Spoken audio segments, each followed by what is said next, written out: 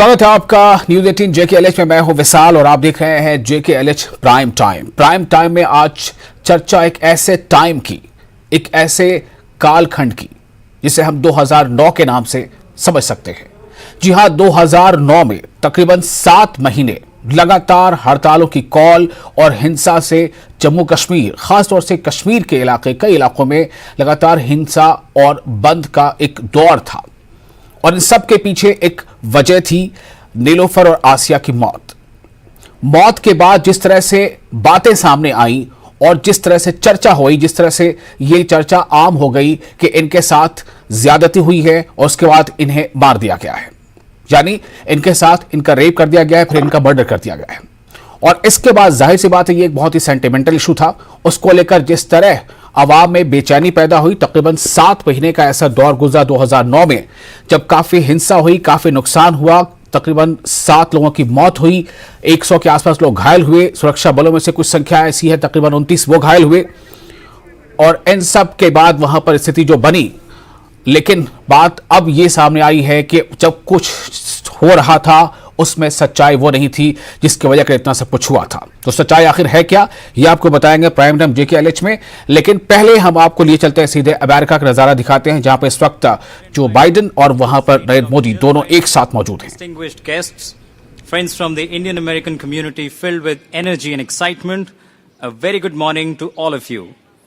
First of all, I would like to express my gratitude to President Biden for his warm welcome and his far-sighted speech.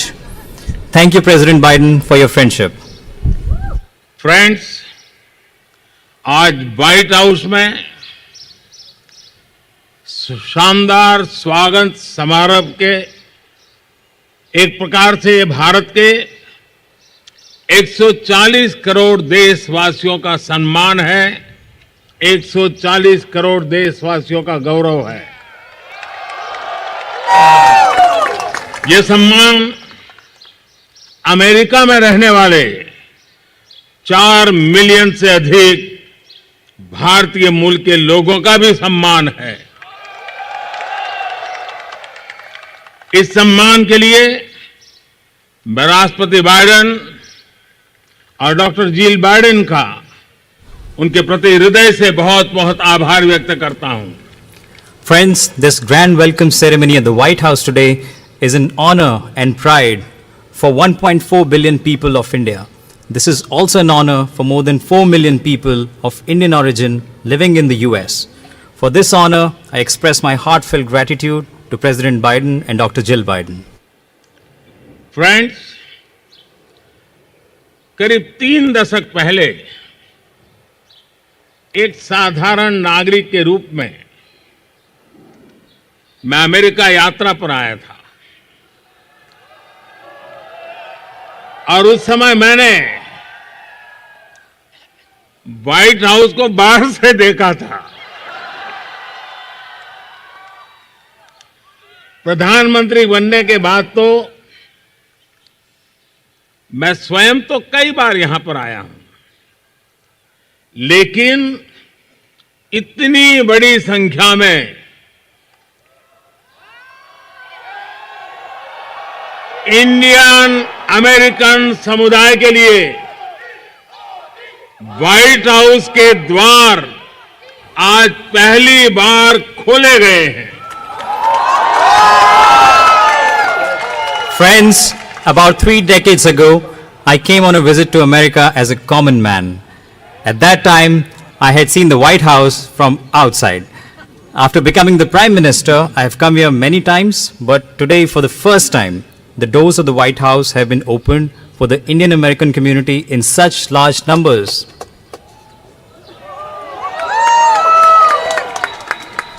भारतीय समुदाय के लोग अपने talent, कर्मठता और निष्ठा से अमेरिका में भारत की शान बढ़ा रहे हैं। आप सब हमारे संबंधों की असली ताकत है। आज आपको दिए गए सम्मान के लिए मैं राष्ट्रपति बाइडेन और डॉक्टर जिल बाइडेन का हृदय से अभिनंदन करता हूं। उनका जितना धन्यवाद करूं उतना कम है।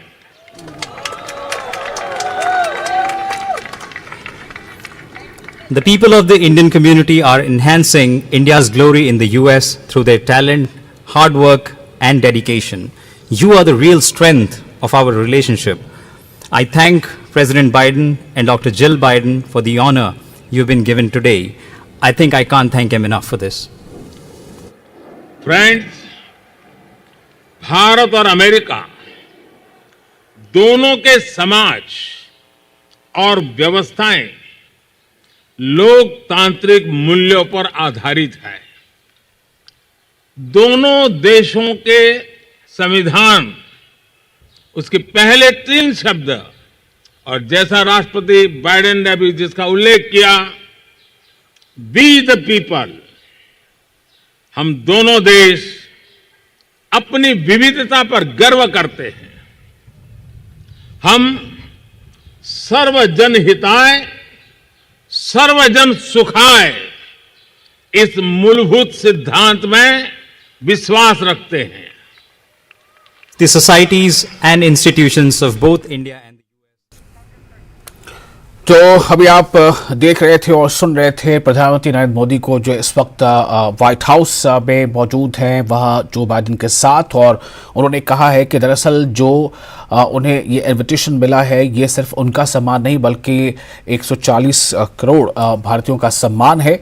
और दरअसल जो ये ताकत है, ये जो ऊर्जा है, ये उसके लिए ये तमाम भारतीय जो यहाँ हैं या फिर जो अमेरिका में है वही इसके असल कारक हैं। इसके लिए उन्होंने काफ़ी थैंक्स कहा है बाइडेन को। और आगे बढ़ते हैं, आज की जो हमारी खास चर्चा, इस पर हम बातचीत कर रहे थे कि आज किस तरह से जो चर्चा हमारी चर्चा में आज है कि शोपियां में जो 2009 में जो एक घटना घटी थी, उस घटना को लेकर एक बहुत बड़ी पटकथा लिखी गई होगी। और जैसे कि बात सामने आ रही है कि पाकिस्तान का इसमें कहीं ना कहीं इन्वॉल्वमेंट था, और उसके बाद जो नीलोफर और आसिया जो डेथ हुई थी इन दोनों की, उसके बारे में जो रिपोर्ट आई थी, उस रिपोर्ट में ऐसे तथ्य शामिल किए गए थे ताकि एक कंफ्यूजन फैले और ताकि जो देश की सुरक्षा बल है उनके खिलाफ एक जो है नेगेटिविटी लोगों के दिलों में आए, और उसके वजह कर इसको एक ऐसी वजह बताई गई कि भारतीय राज्य जो उसके खिलाफ एक असंतोष पैदा हो। उस तरह की कोई एक कार्रवाई थी जिसके नतीजे में अब जो एक्शन लिया गया है, जो 2 डॉक्टर्स थे, डॉक्टर बिलाल और डॉक्टर निगत, इन्हें टर्मिनेट कर दिया गया है। ये बताते हुए कि जो पोस्टमार्टम रिपोर्ट में उसमें जो छेड़छाड़ थी ताकि एक गलत जो है मैसेज सामने आए, एक साजिश जो है वो पूरी हो, लेकिन अब उसका एक पर्दाफाश हुआ है एक तरह से, और उसको लेकर आज हम चर्चा कर रहे हैं कि दरअसल ये इसे हालांकि वो वक्त गुजर चुका है, लेकिन उस वक्त जो कुछ हुआ था उसका असर आगे क्या हुआ। जैसे मैंने पहले आपको बताया कि 7 महीनों तक तकरीबन हिंसा का व्यापक दौर रहा कश्मीर में, और उसमें कई जाने गई, कई लोग जख्मी हुए, तो उस पर से एक पर्दा अभी जो है वो हटा है और टर्मिनेट किया गया इन दोनों डॉक्टरों को। इसमें उस वक्त क्या हुआ था, आज की स्थिति कैसी है, और अगर ये एक्शन हुआ है तो ये एक्शन भी मतलब क्या ऐसे ये माने कि सही समय पर हुआ या इसमें भी कहीं ना कहीं देरी हो गई। ऐसे कई सवाल है जिसका आज हम जवाब ढूंढने की कोशिश करेंगे। हमारे साथ 4 खास मेहमान हैं इस वक्त हमारे साथ इस गुफ्तगू में शामिल होने के लिए। हमारे साथ है एडवोकेट मुजफ्फर इकबाल खान जो सीनियर लीडर है JKNC के, और माजिद हैदरी जर्नलिस्ट हैं। हमारे साथ डॉक्टर SP वैद है, फॉर्मर DGP जम्मू कश्मीर, और मंजूर भट्ट लीडर जम्मू कश्मीर BJP। आप तमाम लोगों का बहुत बहुत स्वागत है। मैं माजिद पे सबसे पहले आपसे सिर्फ इसलिए आपके पास आना चाहता हूं ताकि आप हमें जर्नलिस्टिकली ये बताएं कि इंसिडेंट क्या था, रिपोर्ट क्या आई, और अब एक्शन जो है वो क्या है, ये थोड़ा ब्रीफ कर दें दर्शकों को।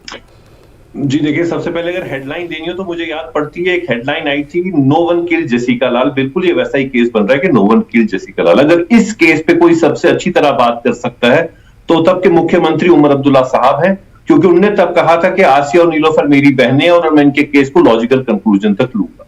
देखिए, आज जो सरकार कह रही है कि ये डॉक्टर 2 इन्वॉल्व है, अगर ये सच है तो ये आधा सच है। ये आधा सच इसलिए क्योंकि तब उमर अब्दुल्ला साहब की सरकार ने जस्टिस मुजफ्फर जान कमीशन इस पे बिठाया था, जिस कमीशन ने कहा था कि इन दोनों औरतों का रेप और मर्डर हुआ है, और उन्होंने अपना काम किया था। पुलिस ने उस वक्त मर्डर केस किया था, तो अगर जस्टिस मुजफ्फर जान कमीशन और उनके कमीशन मेंबर्स के खिलाफ क्या कार्रवाई होगी, पुलिस के खिलाफ क्या कार्रवाई होगी कि पुलिस तो मर्डर केस भी दर्ज किया था। और सबसे बड़ी चीज, तब के जो चीफ सेक्रेटरी साहब थे SS कपूर साहब, जिनकी निगरानी में सब हुआ, उनके खिलाफ क्या होगा। और तब के जो Jammu Kashmir high court bar association के जो प्रेसिडेंट थे मियां कयूम साहब, उन्होंने तो अपनी एक कमेटी की रिपोर्ट दी थी जिसमें उन्होंने कहा था कि रेप और मर्डर हुआ। तो बीजेपी की सरकार ने तो उनके रिश्तेदारों को बड़े बड़े ऊंचे ओहदे दे दिए, मेरे से ज्यादा तो वैद साहब उस पर बात कर सकते हैं। तो कहने की बात यह है कि एक समुदाय के लोगों को नौकरी से निकालने का बहाना बना रही है भाजपा की सरकार। ये जो कहते हैं ना लीगली, ये इनको डॉक्टर्स को निकालना लीगली एक ये स्ट्रॉन्ग बनता है उनके डिफेंस में कि उनके साथ विछड़ किया गया है। अगर ये केस है कि सबों की गलती है तो सबों के खिलाफ केस हो। बिल्कुल उमर अब्दुल्ला साहब से लेके एसएस कपूर साहब से लेके तब पुलिस ने कैसे एफआईआर किया और जस्टिस मुजफ्फर जंग कमीशन किया था, हाई कोर्ट बार एसोसिएशन किया था, सबों पे केस हो। आप दो लोगों को निकालने का बहाना ढूंढ रहे हैं, ये इनके साथ नाइंसाफी है। This case does not hold the water of truth. ठीक है, लेकिन सीबीआई की जांच भी हुई थी और जांच में बड़ी साजिश का पर्दाफाश हुआ और खुलासा हुआ कि महिलाओं की मौत डूबने से नहीं, मतलब डूबने से हुई थी, रेप और हत्या से नहीं। कि सवाल ये है कि आप जो सवाल उठा रहे हैं वो बिल्कुल जायज है कि अगर ये पक्ष सही है तो फिर इसके गुनाहगार और कौन कौन होंगे, और अगर वो पक्ष सही है तो फिर मामला क्या होगा। अब मैं आता हूं डॉक्टर एस पी आपके साथ, आपके पास आता हूं, चूंकि आपका सीधा जुड़ाव लॉ एंड ऑर्डर से रहा है, आप वहां के डीजीपी रहे हैं। ये 2009 के मामले में 2023 में ये जो एक्शन हुआ है, इससे एक बड़ा मैसेज तो जरूर दिया है। इसको अगर आप इस तरह से देखें कि इंसाफ हुआ है तो इंसाफ में देर से ही लेकिन इंसाफ हुआ है। लेकिन जो सवाल यहां पे माजिद हैदरी उठा रहे हैं, क्या ऐसे सवाल है जिनका भी जवाब ढूंढा जाएगा? जी नमस्कार सभी को। ऐसा है कि उस वक्त मैं जम्मू कश्मीर में नहीं था, मैं दिल्ली डेपुटेशन पे था जी। लेकिन जो जानकारी मेरी है उसके मुताबिक अगर आपको 2009 की घटना को देखें तो जब ये हादसा हुआ तो पूरे कश्मीर वैली में एक बवाल सा पैदा हो गया और कई महीनों हालात बिगड़े रहे। कई लोग जख्मी हुए, लॉ एंड ऑर्डर हुआ, पथराव हुआ, बहुत सारे पुलिस वाले जख्मी हुए। और उस वक्त ये एलिगेशन लगाई गई कि ये जो लड़कियां हैं इनका रेप हुआ और उसके बाद इनका मर्डर किया गया और ये सिक्योरिटी फोर्सेस ने किया है। ये उस वक्त एलिगेशन थी जिस पर ये सारा बवाल मचा और उसमें इन दोनों डॉक्टर्स का जो पोस्टमार्टम रिपोर्ट था उसमें इस अफवाह फैलाने में ये योगदान था, क्योंकि उसमें बताया गया कि इनका रेप हुआ है। लेकिन जब गवर्नमेंट कॉर्नर हो गई, बड़ी बुरी हालत हो गई, अल्टीमेटली उस वक्त उमर साहब की गवर्नमेंट थी, नेशनल कॉन्फ्रेंस की उमर अब्दुल्ला चीफ मिनिस्टर थे, उन्होंने उस वक्त अनाउंस किया कि इसका एक इंडिपेंडेंट एजेंसी इंक्वायरी करेगी। तो सीबीआई की इंक्वायरी ऑर्डर की गई और उसमें सेंट्रल फोरेंसिक साइंस लेबोरेटरी जो दिल्ली है उसको भी इन्वॉल्व किया गया। और जब उन्होंने डिटेल में इंक्वायरी की तो बड़ी हैरानगी की बात है कि उसमें ये फैक्ट आया जो सीबीआई की इंक्वायरी थी कि इन लड़कियों का रेप हुआ ही नहीं है, इनका हाइमन इंटैक्ट था। और इनकी जो डॉक्टर्स, ये जो इसमें लेडी डॉक्टर है, इसका जब पूछा गया इन दोनों डॉक्टरों को सीबीआई से, तो सीबीआई के मुताबिक इन्होंने एडमिट किया कि इन्होंने स्वैब जो दिखाया था स्पर्म्स के लिए वो कहीं दूसरी जगह से लिया था और इन्होंने अपना गिल्ट माना। लेकिन मुझे हैरानगी की बात यह है कि ये सब होने के बावजूद इनके खिलाफ कार्रवाई उस वक्त क्यों नहीं हुई, क्योंकि आपने ऐसा करके एक पूरे कश्मीर वैली में माहौल खराब किया, देश के खिलाफ माहौल किया, सिक्योरिटी फोर्सेस के खिलाफ किया, इतने लोगों का बिजनेस तबाह हो गया, बच्चों के स्कूल खत्म हो गए और कितने लोग मारे गए और जख्मी हुए। तो आप ये कोई गफलत नहीं है, बहुत बड़ा क्राइम है। और अगर आपने जो पाकिस्तान के एसेट्स हैं उनके कहने पर ऐसा किया तो उनका भी ये पता लगना चाहिए था और उनके खिलाफ भी कार्रवाई होनी चाहिए, ये मेरा मानना है। और लेकिन उस वक्त पॉलिटिकल गवर्नमेंट की अपनी कंपल्शन थी, उन्होंने इनके खिलाफ क्यों कार्रवाई नहीं की। लेकिन आज कार्रवाई हुई लेफ्टिनेंट गवर्नर की एडमिनिस्ट्रेशन से, मैं समझता हूं ये एक डेटरेट एक्शन है। इससे एटलीस्ट फ्यूचर में ऐसा कोई दूसरा डॉक्टर नहीं करेगा। डॉक्टरों पर लोग बहुत एतमाद करते हैं, बहुत विश्वास करते हैं और डॉक्टरों की रिपोर्ट को लोग एकदम फेस वैल्यू पे लेते हैं, लेकिन इतना बड़ा जुर्म डॉक्टरों से किया गया और वो भी दुश्मन मुल्क के साथ मिलकर, और आपने अपने पूरे कश्मीर को बर्बाद किया। ठीक है, आपने बिल्कुल सही इस पर जो बातें कही हैं वो हर एंगल से सोचा जाने लायक है कि भाई तब एक्शन क्यों नहीं हुआ, अब हुआ, तो एक काफी अपने आप एक मिसाल है और ये शायद आने वाले समय में काफी दूसरे लोगों को एक सबक है ये। एडवोकेट मुजफ्फर इकबाल खान साहब, मैं आपके पास आना चाहता हूं। देखिए, जो हुआ 2009 में उसकी भरपाई अब तो हो नहीं सकती, जो अभी तमाम चीजों का जिक्र किया डॉक्टर एस पी वैद साहब ने भी। सवाल तो उठ रहे हैं लगातार, सच क्या है ये अभी सामने है। सीबीआई की जब रिपोर्ट आई, सीबीआई ने इन्वेस्टिगेशन की, तो उसमें इस बात का खुलासा हुआ कि कोई रेप नहीं हुआ था, रेप के बाद मर्डर नहीं हुआ था। लेकिन एक्शन भी जो लिया गया उसमें भी काफी देर है। अगर उसको सच मानते हैं तो एक्शन भी काफी देर में। इस पूरे वाकये पर आपकी टिप्पणी, पूरी घटना पर? देखिए, मैं बात करता हूँ मतलब कि डॉक्टर्स की जो रिपोर्ट है, नजर में भी उसको बहुत मोतबर माना जाता है और लोग भी उसको मोतबर मानते हैं। तो डॉक्टर का जो पेशा है बड़ा पायस पेशा माना जाता है, पवित्र पेशा माना जाता है कि इंसानी खिदमत है। अगर ये जानबूझ के हुआ है तो ये वाकया ही बहुत गलत हुआ है कि किसी आदमी पर गलत इल्जाम किसी सिक्योरिटी फोर्स पे हो या प्राइवेट पर्सन पे भी हो, तो गलत इस किस्म का घिनौना इल्जाम कि भाई रेप हुआ और मर्डर हुआ, और हकीकत में अगर ये नहीं हुआ है तो ये गफलत ही नहीं, it is a criminal negligence, it is not a mayor negligence. दूसरी बात जो इन्होंने कही है कि भाई इसमें क्या एंगल था, वो तो सीबीआई की इन्वेस्टिगेशन में ही होगा। हम तो उसे प्रीवी है नहीं कि सीबीआई ने अपनी इन्वेस्टिगेशन में किन एस्पेक्ट को टच किया है। सीबीआई एक प्रीमियम ऑर्गेनाइजेशन है हमारे मुल्क की इन्वेस्टिगेशन की, लेकिन उस वक्त हाई कोर्ट में भी गया था। ऑनरेबल चीफ जस्टिस बैरन घोष थे शायद उस वक्त यहाँ, उन्होंने भी इसमें कोई जजमेंट दी थी और उसके बाद हालात एकदम ट्विस्ट हो गए कि नहीं भाई रेप नहीं हुआ। जब सीबीआई की इन्वेस्टिगेशन हुई, अगर इन डॉक्टर ने ऐसा किया है तो डिसमिसल ही नहीं बल्कि इट इज अ क्राइम। मैं तो कहता हूँ ये क्राइम। अब उनकी मुझे तो सीबीआई वाले ही एक्सप्लेन कर सकते हैं कि सीबीआई वालों ने इसकी तय तक पहुंचे हैं कि भाई उन्होंने किसी के डर की वजह से किया, under the point of the gun अगर किया है या वॉलंटियरली किया है या किस कंसीडरेशन को लेकर उन्होंने ये ऐसा किया है, तो डॉक्टरों से कम वाकई ये एक्सपेक्ट नहीं किया जा सकता। जिस तरह के वैद साहब ने भी कहा, डॉक्टर्स मतलब इंसानी खिदमत का एक शाकार है। डॉक्टर्स का पेशा जो है तो सबसे टॉप पर माना है, तो इंसानी खिदमत सबसे ज्यादा करते हैं वो डॉक्टर्स लोग करते हैं, और इसी वजह से लोग उन पर इतना कॉन्फिडेंस भी रिपोज करते हैं कि डॉक्टर की रिपोर्ट को आंख बंद करके वो मानते हैं। वरना तो डॉक्टर को जो डायरेक्ट करेगा उस पर भी कोई यकीन नहीं करेगा, तो लोग आंख उस पर यकीन करते हैं। ठीक है, लेकिन यहाँ पर सवाल ये भी है मुजफ्फर साहब, मैं आपके पास, आप इसका जवाब ढूंढ कर रखिएगा। सवाल यहाँ पर यह है कि जब सीबीआई, आपने कहा कि इंडिपेंडेंट इंक्वायरी हुई, सीबीआई को सौंपा गया केस, सीबीआई ने जब इसके खुलासे कर दिए, इसकी हकीकत सामने ला दी, तो हम या तो सीबीआई पे भरोसा करते थे, तभी तो हमने सीबीआई की इन्वेस्टिगेशन को जो है वो चाहा था। अब सीबीआई ने इन्वेस्टिगेशन किया, उस पर यह बात सामने आ गई कि ये न तो रेप था और न मर्डर है, तो फिर उस पर फिर सवाल खड़े करना जब तक कि उसके खिलाफ कुछ बात ना आ जाए, तो ये तो मुझे लगता है कि सही नहीं है। दूसरा ये कि जब स्टेट के चाहने पर सीबीआई ने इन्वेस्टिगेशन किया और सीबीआई ने जो रिपोर्ट दी उसके मुताबिक एक्शन तब क्यों नहीं हुआ, ये तो बहुत बड़ा सवाल है ना, जो डॉक्टर वैद साहब उठा रहे हैं। आप इसका जवाब ढूंढ के रखिएगा, मैं आपके पास आऊंगा, लेकिन अभी थोड़ा रिएक्शन लेते हैं मंजूर भट्ट जी का। मंजूर भट्ट जी, मैं आपके पास आना चाह रहा हूं, 2009 इतना कुछ हुआ, उसका अभी बार बार जिक्र किया जा चुका है, तकरीबन 60 बजे तक जो है हिंसा की एक तरह से वहां पर दौर रहा।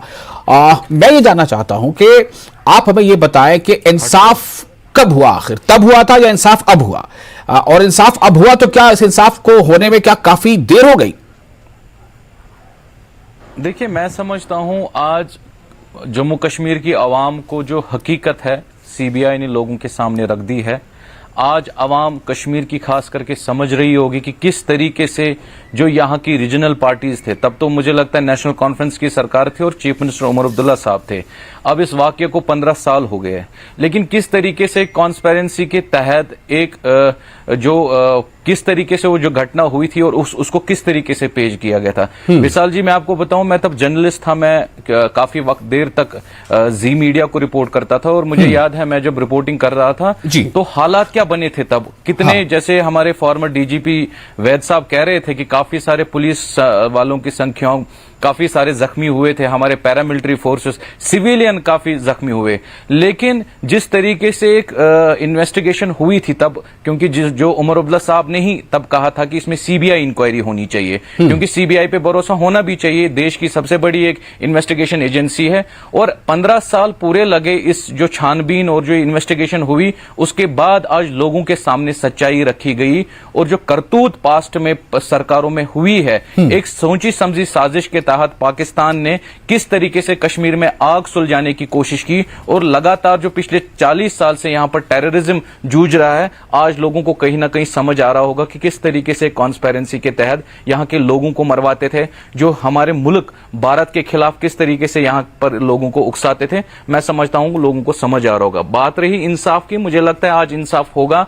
वाकई में जो भारतीय जनता पार्टी गवर्नमेंट जो सेंट्रल एडेड है, अभी यहां मनोज सिन्हा साहब लेफ्टिनेंट गवर्नर संभाल रहे हैं, मुझे लगता है एक अच्छी इन्वेस्टिगेशन हुई है और लोगों तथ्य सामने रखे गए हैं और मुझे लगता है आगे भी इसमें और भी तथ्य सामने आ जाएंगे और लोगों को समझ आएगा कि किस तरीके से यहां पर जो हालात है खराब करने में पाकिस्तान और यहाँ के ऐसे जो जिम्मेदार ऑफिसर है, चाहे उसमें डॉक्टर है, कोई भी हो, जो भी मुल्क में अफरा तफरी मचाने के लिए साथ है, उसको मैं एंटी नेशनल एलिमेंट ही कहता हूं। और मुझे लगता है सीबीआई को हमें शाबाशी देनी चाहिए, जो हर एक कश्मीरी, तब हर घर से एक आवाज थी कि आसिफा और नीलोफर को इंसाफ दिया जाए, क्योंकि तब एक अलग स्टोरी लोगों तक प्रेजेंट की गई थी। एक दो हमारी बेटियों जो कश्मीर की थी, उनके साथ ये दिखाया गया था कि उनके साथ रेप हुआ है और रेप के बाद मर्डर हुआ है, जबकि आज नतीजा सामने आया, रेप तो हुआ नहीं है। आज मुझे लगता है उन लोगों को वाकई में इस बात की सीबीआई ने ये यकीन दहानी दिला कि आज वाकई में इन्वेस्टिगेशन हुई है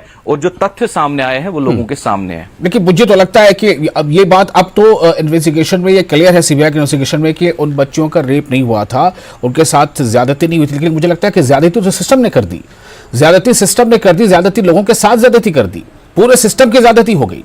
और इस ज्यादती का जिम्मेदार कौन होगा? क्या फाइनली कल्प्रिट सिर्फ यही दो डॉक्टर्स हैं जिनको टर्मिनेट किया गया, या इसमें और कई नाम जुड़ने चाहिए? ये बड़ा मैं सवाल छोड़ के जा रहा हूं, आप लोग पास आऊंगा। हमें इस वक्त छोटा सा एक ब्रेक लेना होगा। मैं सिर्फ सिस्टम पर सवाल उठा रहा हूं कि आखिर इतना समय क्यों लग गया, क्यों हमें 2023 में जाकर यह पता चलता है कि जी ऐसा नहीं हुआ था? क्या अब तक वो तमाम फॉरेंसिक्स रिपोर्ट्स या चीजें प्रिजर्व रही होंगी?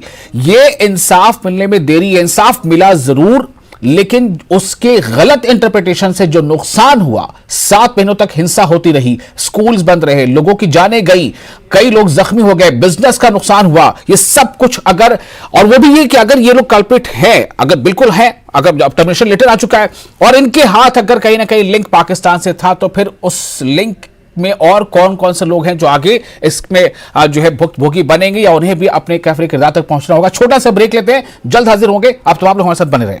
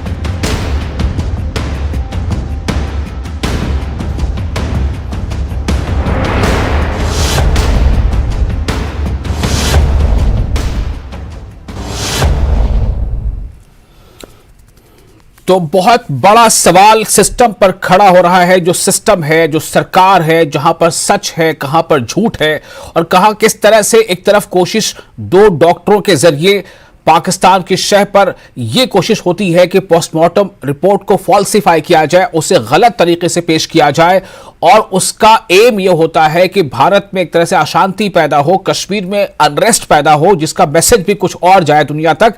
दूसरी तरफ इसकी हकीकत को जानने के बाद किस तरह से सिस्टम इस पूरे सिस्टम पर पर्दा डालने की कोशिश करता है। बहुत सारी चीजें ऐसी हैं जो पर्दे के पीछे नजर आती हैं। आखिरकार अब यह मामला आया है कि जम्मू कश्मीर प्रशासन ने 2 डॉक्टरों को को जो है उन्हें बर्खास्त कर दिया है। इस पर डॉक्टर बिलाल है और डॉक्टर निखत शाहीन है। इन्हें बर्खास्त किया गया है कि उन्होंने पोस्टमार्टम रिपोर्ट को फॉल्सिफाई करने की कोशिश की और इस तरह से एक अनरेस्ट के पीछे के साजिश का एक हिस्सा बने। लेकिन अगर हकीकत यही है तो फिर सिस्टम उस समय क्यों मौन रहा था, जिस वक्त शायद लोगों को यह जानना जरूरी था कि असल में हुआ क्या है। अब मैं वापस फिर आपके पास आता हूं डॉक्टर एसपी वैद साहब। फर्स्ट राउंड में जो बातें हुई हैं उस पर बहुत सारी बातों पर पर्दा उठा और बहुत सारी बातों पर पर्दा अभी पड़ा हुआ है। आपने एक वर्ड यूज किया था कि कुछ पॉलिटिकल जो है एक सिचुएशन थी, किस तरह से उस वक्त की सरकार ने उसको डील किया होगा। और मैं आपसे यह जानना चाहता हूं कि ऐसे हालात अगर हो भी जाए तो क्या पॉलिटिकल सिस्टम को यह नहीं चाहिए कि अवाम तक सच्चाई सामने लाई जाए? बिल्कुल, मैं आपसे बिल्कुल सहमत हूं। इनफैक्ट पॉलिटिकल अक्लमंदी इसी में होती कि जो सच था, जो सीबीआई ने इन्वेस्टिगेशन, डिटेल इन्वेस्टिगेशन करने के बाद और सीएफएसएल ने हाई कोर्ट को रिपोर्ट दी और गवर्नमेंट के सामने लाई, वो पब्लिक के सामने पेश करनी चाहिए थी कि हकीकत ये है। क्योंकि आज बहुत सारे लोग ये सवाल उठा रहे हैं और उसका जवाब मेरे पास नहीं है। वो कहते हैं कि इनको सिर्फ सस्पेंड, नौकरी से बर्खास्त किया, इनके खिलाफ क्रिमिनल चार्जेस होने चाहिए। जो इन्होंने कश्मीर में करवाया, अगर पाकिस्तान के असेट्स के थ्रू उनके कहने पर किया, तो आपने तो जो लोग मारे गए उनकी जिंदगी वापस आएगी। उस वक्त जो डिस्ट्रिक्ट एसपी थे, कोई एक मिस्टर मट्टू थे, मुझे आज पूरा नाम याद नहीं आ रहा, और डिस्ट्रिक्ट एसपी जो उस जिले का डिस्ट्रिक्ट एसपी था, पुलिस चीफ था, उसको अरेस्ट किया गया। और वहां के बाकी पुलिस अफसरों को अरेस्ट किया। उनकी जो इज्जत है वो कहां गई? उनका जो सारी उम्र की जो रिस्पेक्ट थी वो किधर गई? और उनको उसी डिस्ट्रिक्ट में अरेस्ट किया गया और जेल में डाला गया। उसके बाद जो लोग जख्मी हुए, जिन बच्चों की पढ़ाई गई, जिनका बिजनेस किया, वो कब वापस आएगा? और ऐसी चीजों को लिए सिर्फ नौकरी से बर्खास्त करना। और इन्होंने जो तब से 2009 से आज तक जो तनख्वाह ली पब्लिक टैक्स से, मेरे और आपके टैक्स से, उसका क्या हुआ? तो लोग ये सवाल उठा रहे हैं। 7 लोगों की हिंसा के दौरान मौत भी हुई थी रिपोर्ट के मुताबिक। और मेरा सवाल उससे थोड़ा आगे भी है। आप ये कह रहे हैं कि लोगों का सवाल ये है कि सिर्फ टर्मिनेशन क्यों, इनके खिलाफ क्रिमिनल कार्रवाई क्यों नहीं? मैं आपसे ये जानना चाहता हूं कि आप इस पर क्या कहेंगे कि क्या डायरेक्ट इनका ही जो है सीधे सरहद के उस पार से कनेक्शन था, या बीच में कई लोग रहे होंगे, उसमें कुछ सरकारी कुछ गैर सरकारी भी रहे होंगे? तो ये इस लिंक की पड़ताल कौन करेगा? बिल्कुल, ये बिना लिंक के नहीं हो सकता। ये थोड़े डायरेक्टली जो डीप स्टेट है आईएसआई के साथ टच में। आफ्टर ऑल जो पाकिस्तान के असेट्स थे जिन्होंने इनको कांटेक्ट किया कि इसको एक रेप का केस बनाइए, जो स्वैब अरेंज किया गया, वो पता लगना चाहिए था वो किसका स्वैब था। वो कहां से इस डॉक्टर ने, इन दोनों डॉक्टरों ने अरेंज किया, कैसे दिखाया गया कि रेप हुआ है? तो ये सारी चीजें इन्वेस्टिगेशन में कुछ आई होंगी इसमें अब, लेकिन वो सारे भी बाहर आने चाहिए तथ्य, और उनके खिलाफ भी कार्रवाई होनी चाहिए। सिर्फ इन 2 डॉक्टरों को डिसमिस नहीं, इनके खिलाफ तो मैं कहता हूं क्रिमिनल चार्जेस लगाने चाहिए। इतने लोग बर्बाद हो गए, मारे गए, और कश्मीर बर्बाद हो गया। इस तरह के बार बार पाकिस्तान के कहने पर अगर हम इस तरह का झूठ फैलाते रहेंगे और अपनी ड्यूटी के साथ धोखा किया, अपने लोगों के साथ धोखा किया। जी जी जी जी मुजफ्फर साहब, मैं अभी आपके पास आना चाहता हूं। पहले मैं ये जानना चाहता हूं कि सवाल तो सिस्टम पर उठेगा, क्या पॉलिटिकल उस वक्त जो क़यादत थी, क्या किसी तरह का प्रेशर था? क्या प्रेशर इस बात का था कि एक तरफ तो जो मैसेज पहले गया था उसको लेकर के इतने हिंसा हो गई, इतने लोगों की जानें चले गई, इतने लोग जख्मी हो गए, इतना बिजनेस को नुकसान पहुंचा, और अब अगर सच्चाई ये है उसको सामने रखा जाएगा तो क्या फिर से कुछ हालत, मतलब किस तरह का प्रेशर था कि उस वक्त सिस्टम जो है हिम्मत नहीं कर पाएगा सच्चाई जो है बिल्कुल छानबीन की जाए, सच्चाई सामने भी लाई जाए? मुझे नहीं लगता कि कोई प्रेशर था, क्योंकि उस वक्त जो सरकार थी उसी सरकार ने ये केस सीबीआई को रेफर किया। अगर प्रेशर की बात होती तो फिर अगर सच्चाई तक पहुंचने की इरादा या नीयत न होती सरकार की, तो सरकार उस वक्त की कभी भी सीबीआई को ये केस रेफर ना करती और जो उस वक्त प्रोजेक्ट किया गया था वही बात मान दे। इसका मतलब यही है कि सरकार को हकीकत के बारे में जानने की जरूरत भी थी और उसकी नीयत भी थी, नीयत में कोई खोट नहीं था। अब सीबीआई ने उसमें कितना टाइम लगाया और उसके बाद कई सरकारें बदली। जो वक्त सरकार थी 2009 में, वो 2014 शुरू में ही बदल गई। 2014 से लेकर 2018 तक एक सरकार रही, 2018 से लेकर 2023 तक होम मिनिस्टर साहब की सरकार है आज इस वक्त। तो ये कितनी सरकारें उसमें बदल गई, लेकिन वाकया ही इसमें बिल्कुल मैं इत्तेफाक करता हूं आपसे भी और वैद साहब से भी कि इतनी जो देर हुई ये देर दुरुस्त नहीं है। हम इसको नहीं कह सकते कि देर आए दुरुस्त आए। आज तो एक जनरेशनल गैप आ गया, 2009 कहां और 2023 कहां। एक जो जनरेशन उस वक्त जिसने ये सुना था कि इनका रेप हुआ, वो जनरेशन जो है वो तो उसके मैं कहता हूं मेमोरी फेड अप हो गई होगी। अब तो उनको याद भी नहीं होगा कि क्या हुआ। हमें तो इसलिए याद है कि मैं उस सिस्टम में था, मैं जज था उस वक्त, तो मुझे याद है। अदरवाइज तो लोगों को इस वक्त भूल गया कि कौन नीलोफर, कौन ये, तो ये उसी वक्त पता चलना चाहिए था। और इंक्वायरी करके, इन्वेस्टिगेशन करके, फिर इंक्वायरी में कितना टाइम लगा डिपार्टमेंटल इंक्वायरी में कि भाई अगर ये सीबीआई ने इन्वेस्टिगेशन करके चार्जेस जो है वो सबमिट किए हैं कोर्ट में, उसके बाद कितना टाइम लगा, ये यहाँ सिस्टम जो है वो जवाब दे सकता है इसका। मेरे पास तो उसका कोई रिकॉर्ड नहीं है कि सीबीआई ने कब चार्जशीट सबमिट की जिसमें ये एस्टैब्लिश हो गया कि ये दो डॉक्टर्स जो थे ये उसमें इन्वॉल्व थे या इनकी। माजिद, मैं आपके पास आ रहा हूं। माजिद, मैं आपसे ये सवाल करूंगा कि मुझे भी थोड़ा सा इसमें एग्जैक्ट डेट याद नहीं आ रहा है या वो महीना, बट मैं आपसे जानना चाहूंगा कि आपने हमें बताया कि सीबीआई ने ये रिपोर्ट कब सबमिट की थी, और लेकिन उसके पहले मैं मंजूर जी आपके पास आऊंगा। मंजूर जी, क्या पॉलिटिकल क़यादत पर कभी कभी ऐसा समय आता है कि वो सच जानते हुए भी लोगों के सामने सच को बताने से जो है वो रुख जो है मोड़ता है, पॉलिटिकल क़यादत वो उसे टालता है, क्या ऐसा भी होता है? देखिए ऐसा नहीं है, नहीं देखिए ऐसा तो नहीं है, ये नेक नीति पे डिपेंड होता है। और जो साफ सरकारें होती है, भ्रष्टाचारी नहीं होती है, तो उनके लिए ये चीजें मायने नहीं रखती। लेकिन मैं आपको एक बात बताऊं, जो यहाँ की रीजनल पार्टीज यहाँ पर जो रही है, चाहे नेशनल कॉन्फ्रेंस है, पीडीपी, आप देखिए इनमें जो लोग रहे हैं, बड़े बड़े ओहदों पे रहे हैं। मैं यहाँ हाल ही में जो डीडीसी मेंबर पुलवामा के हैं परेश साहब, उनको आपको पता है कितनी देर जेल में रखा गया। तो ऐसे काफी सारे एनसी में भी लोग हैं, तो कहीं ना कहीं इनके कनेक्शंस तो है दाएं बाएं, ठीक है। आपको इसमें कोई आपत्ति नहीं होनी चाहिए बोलने में कि तब एनसी की सरकार थी, चीफ मिनिस्टर उमर अब्दुल्ला थे, मे बी उमर अब्दुल्ला साहब ने ही कुछ ऐसा प्रेशर बनवाया हो, या जो ये कॉन्स्पेरेंसी सारी जो वहां पर हुई, शायद क्योंकि सरकार उनकी थी, उन्होंने कोशिश की होगी कि इस तरीके की चीजें हो जाए। तो ऐसा आप उनसे ये एक्सपेक्ट नहीं कर सकते कि उनकी सरकारों में वो फेयर ट्रायल करते, या कहीं पर अगर इंसाफ करने की जरूरत थी वो इंसाफ करेंगे। ये तो पिछले 40 सालों से यहाँ चलता है। मुजफ्फर साहब, आप उसका जवाब दे दीजिएगा, लेकिन अभी नहीं, मैं पहले अब माजिद आपके पास आना चाहता हूं।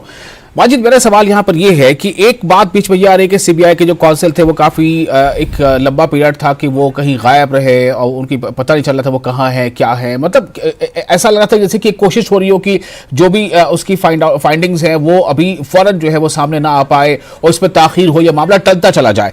मैं सिर्फ आपसे जानना चाहता हूं कि if you have any categorical information, मुझे ये बताएं कि क्यों इसमें इतना डिले हुआ। जी देखिए, डिले नहीं हुआ, डिले इसलिए हुआ क्योंकि हालात खराब थे। लेकिन एक चीज हमें समझनी होगी, कानून जज्बात से नहीं चलता है। ये जो इन दो डॉक्टर साहिबान की टर्मिनेशन है, इसे हम एक्स्ट्रा जुडिशियल टर्मिनेशन कहेंगे। इसलिए कहेंगे क्योंकि जब ऑनरेबल हाईकोर्ट के सामने सीबीआई की रिपोर्ट आई जिसमें कहा गया कि रेप और मर्डर नहीं हुआ है, तो ऑनरेबल हाईकोर्ट के सामने एक और कंसिडरेशन थी कि जस्टिस मुजफ्फर जान का कमीशन की रिपोर्ट थी और दूसरी हाईकोर्ट बार एसोसिएशन की अपनी रिपोर्ट थी, पुलिस का एफआईआर। तो काफी सारे मामला थे जिस वजह से ऑनरेबल हाईकोर्ट ने नहीं कहा कि किसी को भी सर्विस से टर्मिनेट किया जाए, क्योंकि अगर वो टर्मिनेशन शुरू होता तो एक कैस्केडिंग इफेक्ट होता जो कि चीफ सेक्रेटरी साहब तक भी जाता। और सीबीआई की रिपोर्ट आप देखिए, अभी एसपी वैद साहब बहुत इंटेलिजेंट ऑफिसर रहे हैं, इन्हें अभी खुद का सीबीआई रिपोर्ट में लिखा था कि दोनों महिलाओं के हाइमेन इंटैक्ट थे। भाई उनमें से एक महिला शादीशुदा थी और शायद उसका बच्चा भी था, तो शादीशुदा महिला का सीबीआई रिपोर्ट बताती कि हाइमेन इंटैक्ट था, तो सीबीआई रिपोर्ट कितनी सच्ची हो सकती है ये हम लॉजिकली समझ सकते हैं। कहने की बात यह है, अगर गलती डॉक्टर अगर है गलती तो सिस्टम की गलती है, सबों को निकाल दो डॉक्टरों को, एक समुदाय के दो डॉक्टरों को निकाल के आप ये जता रहे हैं कि आप एक समुदाय के खिलाफ यहाँ पे टर्मिनेशन की कॉन्स्पिरेसी चला रहे हैं। अगर आपने एक्शन लेना है उस टाइम के तमाम ऑफिसर्स के खिलाफ एक्शन लो, right from chief secretary up to bottom level, वरना ये लगेगा कि ये कम्युनल पॉलिसी है, कम्युनल एजेंडा चलाया गया है। मैं बस इतना सिंपल बात कहना चाहता हूँ, क्योंकि दर्शक समझने चाहिए कि सेकुलर इंडिया में बात कैसी होनी चाहिए। जी डॉक्टर एसपी वैद साहब, आपके स्टेटमेंट पर जो इन्होंने बाजी साहब ने भी सवाल उठाया है कि how could it be that hymen be intact especially in the case of a married woman who's having a child or some mother of a child. ऐसा है, जो सीबीआई की रिपोर्ट है, मैंने जाति पर्सनली नहीं पढ़ी है, मैं वो बोल रहा हूं जो मीडिया रिपोर्ट्स पर आया था। मुझे ये रिपोर्ट क्योंकि सीक्रेट थी, ये हाई कोर्ट में पेश की गई और गवर्नमेंट को दी गई, और I am not privying to what was written in CBI. मैं आपसे वो डिस्कस कर रहा हूं जो रिपोर्ट्स मीडिया में अपेयर हुई, वो उस पे कितनी ऑथेंटिक है मुझे मालूम नहीं, लेकिन मैं ये बता रहा हूं कि ये उस वक्त तासुरात आए तो मैं उस बेसिस पे बोल रहा हूं। ठीक है, मुजफ्फर साहब अब आपके पास आता हूं। आपको कुछ स्पीच में आप कहना चाह रहे थे, लेकिन मैं चाह रहा था कि सारे लोगों की बात कायदे से बिल्कुल सामने आए, सब अपने अपने पहलू को सामने रखें और हमारे दर्शकों तक भी बात बिल्कुल सही से पहुंचे, पता चले कि सिस्टम में कहां कहां पर क्या क्या जो है कुछ कभी कमी, कभी ज्यादती, कभी लूप होल्स होते हैं जिसके वजह से इंसाफ में ताखिर होता है। मुजफ्फर साहब आपके पास आ रहा हूं। मैं पहले एक बात का जवाब दे दूं कि कुछ लोग यहाँ कोई एक पैनलिस्ट कह रहे थे कि भाई ये सरकार ने खुद साजिश की अपनी सरकार के खिलाफ, तो वो पॉसिबल नहीं है। जब मेरी अगर किसी की भी सरकार हो, चाहे वो पीडीपी की हो, कांग्रेस की हो, बीजेपी की हो या नेशनल कॉन्फ्रेंस की हो, जिस भी पार्टी की सरकार होती है तो वो कभी भी अपने खिलाफ इस किस्म की एजिटेशन या अपनी एडमिनिस्ट्रेशन के खिलाफ इस किस्म के एलिगेशन खुद नहीं लगवाती है। और उस वक्त की सरकार ने इस केस को सीबीआई में भेजा।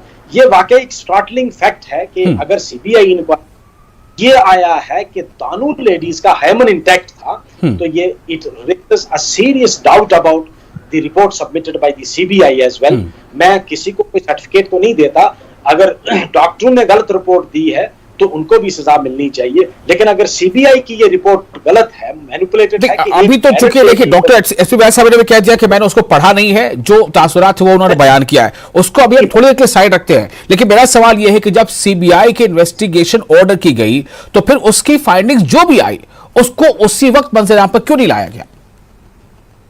ये तो अभी ये पता नहीं कि सीबीआई ने रिपोर्ट कब सबमिट की हाई कोर्ट को। देखो, जब हाई कोर्ट में अगर सीबीआई ने रिपोर्ट सबमिट की है तो without high courts permission nobody, not even the government can make it public. वो तो हाई कोर्ट से परमिशन लेनी पड़ेगी, क्योंकि इसमें हाई कोर्ट ने एक रिटायर्ड जस्टिस के सुपरविजन में कमीशन भी बना था, ऑनरेबल जस्टिस जान साहब, हेडेड बाय जान साहब, इंक्वायरी कमीशन था। इंक्वायरी कमीशन ने भी रिपोर्ट जो है वो इंडिपेंडेंट रिपोर्ट हाई कोर्ट को सबमिट की होगी, वो पब्लिक तो कोई कर नहीं सकता है unless the high court permits it. तो हाई कोर्ट को ही सबमिट होती है, गवर्नमेंट को तो किसी को भी नहीं हुई होगी, क्योंकि उसके बाद भी जो सरकार आई होगी उनको भी वो मिली नहीं होगी रिपोर्ट। अब उसके बारे में मैं भी नहीं बता सकता कि उस रिपोर्ट में सीबीआई ने क्या कहा है, या जो जान साहब कमीशन था, मुजफ्फर जान जस्टिस ऑनरेबल जस्टिस मुजफ्फर जान कमीशन हेडेड बाय जस्टिस जान, उस कमीशन ने क्या रिपोर्ट दी है, उन्होंने भी हाईकोर्ट को ही रिपोर्ट सबमिट की होगी। तो इसलिए इस पर टिप्पणी करना हमारे ना तो हमारी नॉलेज में है। सीबीआई के पॉइंट्स क्या थे, उनके इन्वेस्टिगेशन के फैक्टर्स क्या थे, उस पर तो अभी हम डिस्कस नहीं कर पाते, लेकिन ये तो फाइंडिंग है, ये तो बदाख्ता रिपोर्ट अब तो दर्ज है कि सीबीआई ने अपने इन्वेस्टिगेशन में ये पाया कि उन बच्चियों के साथ रेप नहीं हुआ था, ये तो फाइंडिंग है। तो अब उस पे सीबीआई के इस इन्वेस्टिगेशन पे क्या सच क्या झूठ वो एक अलग विषय हो जाता है। लेकिन अगर जब एक सरकार अपने अवाम के विश्वास को बहाल रखने के लिए सीबीआई का इन्वेस्टिगेशन ऑर्डर करती है और सीबीआई की फाइंडिंग सामने आती है कि जी फाइनली ये है कि रेप नहीं हुआ, मर्डर नहीं हुए और ये मौत जो है डूबने की वजह से हुई। अब उसके फैक्टर क्या हो सकते हैं? हो सकता है कि वो पॉइंट रहा हो या ना रहा हो, कुछ और चीजों का हिस्सा है। लेकिन यहां सवाल ये है कि क्या सरकार ने क्यों नहीं ये समझा कि हमारी जरूरत उस वक्त भी है कि हम कम से कम अपने रहते तक ये बता पाए कि वो मामला कहां तक पहुंचा है? मुजफ्फर साहब, ये सीबीआई रिपोर्ट कब सबमिट की ये किसी को पता नहीं। किस सरकार में की है, क्या 2014 के बाद हुई है या 2018 के बाद हुई है, ये किसी को पता नहीं है। और किस बिना पर अभी इनकी टर्मिनेशन हुई है ये भी पता नहीं है कि इनके खिलाफ एलिगेशन क्या है। जब कंट्राडिक्टरी ओपिनियन आ रहे हैं, जब आपका ये अगर ये माना जाए कि हाइमन इंटैक्ट है तो वो पॉसिबल नहीं है, और इसका मतलब सीबीआई की इंक्वायरी भी ठीक नहीं है। अब जस्टिस जॉन कमीशन ने क्या रिपोर्ट सबमिट की है, ये तो हाई कोर्ट ही फैसला कर सकता है जिन्होंने वो कमीशन बनाया। और सीबीआई को अगर रिपोर्ट जो है सीबीआई ने हाई कोर्ट को सबमिट की है तो high court after scrutiny of the evidences collected by the CBI, high court will make एक ओपिनियन कि ये ओपिनियन तो तभी तो मैं कह रहा हूं ये टर्मिनेशन एक्स्ट्रा जुडिशियल है। ठीक है, ठीक है। मेरे पास अब वक्त थोड़ा कम रह गया, मैं फिर से एक बार आपके पास आना चाहता हूं माजिद हैदरी साहब। आगे यहां इस इशू पे क्या होगा? जैसा अभी एक बार वैस साहब ने बताया, दूसरे ने बताया कि अब मुजफ्फर साहब कह रहे थे कि बहुत से लोग तो भूल भी गए थे कि टिलोफर कौन थी और आसिया कौन थी। मामला 2009 का है, एक न्यू जनरेशन भी सामने है। फिर से क्या ये मुद्दा सामने आएगा? फिर से इसके चर्चा ये होगी कि इसमें हकीकत क्या थी, सच्चाई क्या था, क्या छुपाया गया, क्या सामने लाया गया, या फिर आगे क्या हो रहा है? जी क्या होगा? जी देखिए, ये इस तरीके के जो केसेस होते हैं बहुत सेंसिटिव केसेस होते हैं और इनकी डिटेल्स जो है वो पब्लिक नहीं की जाती है फॉर ऑब्वियस रीजन। ज्यादातर इनकी ट्रायल भी इन कैमरा होती है, तो हम ये ना कहेंगे पब्लिक क्यों नहीं किया, क्योंकि बड़ी सेंसिटिविटीज होती हैं। हाँ, जो ये भुलाया गया था ये अब लोग भूल गए थे, सही है लोग भूल गए थे, लेकिन अब जो चीज लोग याद रखेंगे वो ये है कि सारे सिस्टम में से एक मजहब के 2 डॉक्टर्स को निकाल के टर्मिनेट किया नहीं गया था। ये भाजपा सरकार को आपको ये दांत देनी पड़ेगी जिन्होंने इस इन्वेस्टिगेशन जो 2009 में अरे जनाब कहां, अरे मंजूर साहब कहां आपने जिंदा किया? भूल कहां से गया था? इन्वेस्टिगेशन तो चल रही थी, सीबीआई इन्वेस्टिगेशन कर रही थी। अब अगर उस टाइम पॉलिटिकल प्रेशर जो तब रूलिंग गवर्नमेंट में थी उनको पॉलिटिकल प्रेशर करते तो कहां से वो इन्वेस्टिगेशन भूल गए थे? माजिद कह रहे हैं, माजिद हैदरी आपसे मुखातिब है। मुजाहिद भाई लगता है 10 सेकंड मंजूर साहब मेरा मुंह ना खुलवाइए। आपकी भाजपा की सरकार ने उस वक्त के हाई कोर्ट के जो प्रेसिडेंट थे मियां कयूम साहब, उनके रिश्तेदार को कितनी बड़ी पोजीशन दी और कहां दी वो मैं इस मंच पे नहीं बताना चाहता। आपकी जो पार्टी है ना, सबसे दोगले कहने का मतलब है अगर किसी का कत्ल 10 साल पहले होता है और कातिल आज पकड़ा जाता है तो क्या उस कत्ल को हम बुरा मानेंगे क्या? आप ये कहिए कि भारतीय जनता पार्टी ने जो हालात यहाँ पर जो बदल दिए हैं, जो चीजें लोगों के सामने आ रही है, लोगों को पता नहीं थी, मुझे लगता है जी इन सब चीजों को छुपाती थी। मुझे लगता है थोड़ा डिस्कोर्स थोड़ा कहीं और चला जा रहा है। आप लोग ड्रामा करने में बाजी जी मैं आपको मौका दूंगा बोलने का। बाजी जी आपको मौका दूंगा बोलने का। मुजाहिद जी को अपनी बात पूरी करने दे। मंजूर भट्ट अपनी बात पूरी करें। जी मंजूर। नहीं, देखिए एक बात होती है कि 2009 में सीबीआई को केस सौंपा जाता है इन्वेस्टिगेशन के लिए। वक्त आप कह सकते हैं कि चलिए ये तो अप्रिशिएट करना पड़ेगा कि इस गवर्नमेंट ने जो चीजें 2009 में हुई थी उसको लोगों के सामने आज लाया। आप ये कह रहे हैं कि वो केस भूल गए थे, नीलोफर आसिया सबको याद है, सबने गोहार लगाई थी, लेकिन उन लोगों का क्या जो तब पैरामिलिट्री फोर्सेस, हमारे जम्मू कश्मीर के पुलिस फोर्सेस तब जख्मी हो गए थे, इनके कारण, इनके इस फेक रिपोर्ट के कारण एक मर्डर जिसको कहा गया था रेप, और रेप के बाद मर्डर हुआ था। उस टाइम तो एक आग सुलग गई थी। माजिद हैदरी साहब भूले नहीं थे, लेकिन जो पॉलिटिकल प्रेशर तब बनाया गया था, मुझे नहीं लगता था लोगों को असलियत सामने लानी वो चाह रहे थे। लेकिन आज बीजेपी को मुझे लगता है यहां के लोगों को अप्रिशिएट करना पड़ेगा कि आज लोगों के सामने हकीकत आई है। माजिद साहब। मंजूर साहब, मैं संविधान को मानने वाला व्यक्ति हूं, मैं एक्स्ट्रा जुडिशियल टर्मिनेशन को एक्सेप्ट या अप्रिशिएट नहीं कर सकता। दूसरी चीज मैंने आपको बता दिया कि आपके पार्टी के कैसे दोहरे मापदंड हैं, कैसे आपने तब के हाईकोर्ट बार एसोसिएशन के प्रेसिडेंट के रिश्तेदार को कौन सी पोजीशन दी, दुनिया जानती है आप लोगों के दोहरे मापदंड। आप लोग यही करते हैं इस वक्त। एक समुदाय के लोगों के 2 डॉक्टरों को आपने निकालना है, सारे सिस्टम के लोगों को निकालो जिनका हाथ। एक चीज देखिए, मैं इस पर आता हूं। देखिए ये एक अलग मुद्दा जरूर है कि ये एक अलग मुद्दा है कि किस रिपोर्ट में क्या फैक्टर थे, लेकिन अगर सीबीआई की इन्वेस्टिगेशन रिपोर्ट को मानते हुए अगर टर्मिनेशन हुआ है तो क्या डॉक्टर सुबैर साहब सिर्फ टर्मिनेशन दोनों डॉक्टरों का हो तो लगेगा कि इंसाफ हो गया, या इसमें और भी कार्रवाई होनी चाहिए? देखिए, सीबीआई की जो रिपोर्ट है, आफ्टर ऑल गवर्नमेंट ने जो इनका डिसमिसल किया है, टर्मिनेशन किया है, वो कुछ तथ्यों पर हुआ होगा जो सीबीआई को इंटेरोगेशन के दौरान कोई एविडेंस मिली होगी कि कौन पाकिस्तान का एसेट इनसे कांटेक्ट में था, किसके बेसिस पर इन्होंने ये सारा स्टोरी फैब्रिकेट की। तो वो सारी चीजें फाइल पे होती हैं। आफ्टर ऑल वो कोर्ट्स, कल को ये कोर्ट भी जा सकते हैं और कोर्ट में वो एग्जामिन होती हैं। तो अगर ये जो पूरा तथ्य है जो इन्होंने बवाल, अगर झूठी रिपोर्ट बनाई है पाकिस्तान एक एनिमी के एसेट्स के कहने पर, जो उनके सोर्सेज हैं यहाँ, कि एक बवाल पैदा किया जाए सिक्योरिटी फोर्सेस के खिलाफ, उस वक्त की गवर्नमेंट के खिलाफ और भारत के खिलाफ, और इतना बड़ा नुकसान जो मैं गिन रहा था, तो इनके खिलाफ क्रिमिनल चार्जेस भी लगने चाहिए। ठीक है, ये बात आपने पहले भी कही और दूसरे जो इन्होंने यहाँ पर रखा है, बिल्कुल सही है। इस पर अगर ये है तो फिर ये इसके खिलाफ क्रिमिनल चार्जेस क्यों नहीं लगे? क्योंकि ये तमाम हालात के लिए जिम्मेदार आखिर था कौन? 7 लोगों की मौत, कई पैरामिलिट्री फोर्सेस का जख्मी होना, 100 से ज्यादा लोग सिविलियन का जख्मी होना, शिक्षा पर असर, व्यापार पर असर, सब कुछ हुआ। मुजफ्फर साहब, मैं फाइनल कमेंट के लिए आपके पास आ रहा हूं, जस्ट 15-20 सेकंड दे पाऊंगा फाइनल, फिर मुझे इस प्रोग्राम को कंक्लूड करना है। देखें जी, इसमें बहुत सारी एक बड़ी उलझी हुई गुत्थी है, जिसमें फिंगर्स तमाम तरफ उठ रही हैं। अगर डॉक्टर की तरफ फिंगर उठ रही हैं तो इन्वेस्टिगेटिंग एजेंसीज की तरफ भी उठ रही हैं। अब हकीकत क्या है ताकि वो पब्लिक ना किया जाए तो इसमें कुछ भी नहीं कहा जा सकता। रहा सवाल के ये इंप्रेशन वाकई सरकार को नहीं देना चाहिए कि पर्टिकुलर कम्युनिटी के लोगों को अगर आप टारगेट करते हैं तो वो एक पहले से ही इंप्रेशन ऐसा है, वो इंप्रेशन नहीं जाना चाहिए। सरकार है, वो सब समुदाय की है, तमाम जितने भी लोग हैं, वो सरकार जो है वो मुल्क की है, आइन और कानून के। ठीक है।